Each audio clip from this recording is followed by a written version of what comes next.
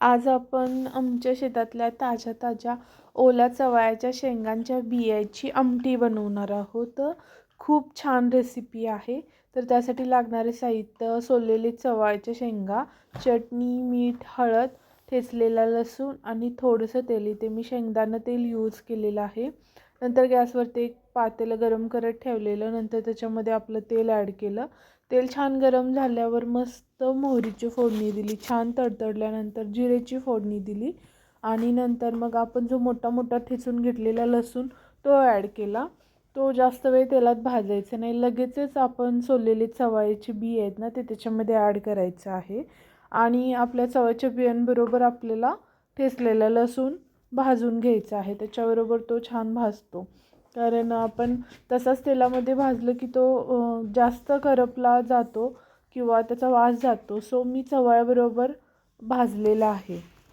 तर अशा प्रकारे छान असं आपल्या चवळ्याच्या बी एक 5 मिनिटभर भाजायचं आहे। भाजून छान झाल्यानंतर त्याच्यामध्ये हळद, मीठ आणि चटणी ॲड करायची आहे आणि आता चमच्यानं त्याला छान असं मिक्स करून घ्यायचं आहे। तर फक्त लसणावर तुम्ही ही आमटी केली ना खूप छान चवीला होते आणि म्हणजे तुम्हाला एक्स्ट्रा कुठलाही मसाला घालायची काही गरज नाही। ओरिजिनल टेस्टची ही आमटी छान लागते। नंतर त्याच्यामध्येच मी शेंगदाण्याचं कूट ॲड केलेलं आहे। आता कूट ॲड करून झाल्यानंतर ते परत एकदा छान असं चवळ्याच्या बियांबरोबर छान असं भाजून घ्यायचं आहे। तर एक 5 मिनिटभर आपण भाजायचं आहे। भाजलेल्या शेंगदाण्याचं कूट असलं तरी पण ते छान असं तेल चटणी मिठाबरोबर भाजलं ना की आमटीला छान असा स्वाद येतो।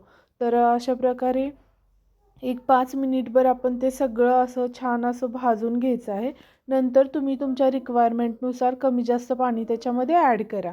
तर इथे मी मला जेवढी गरज आहे तेवढं पाणी ॲड केलेलं आहे। खूप जास्त पातळ पण करायचं नाही आणि खूप जास्त घट्ट पण आमटी करायची नाही। नंतर मंद गॅसवर आपली आमटी छान अशी उकळून द्यायची आहे।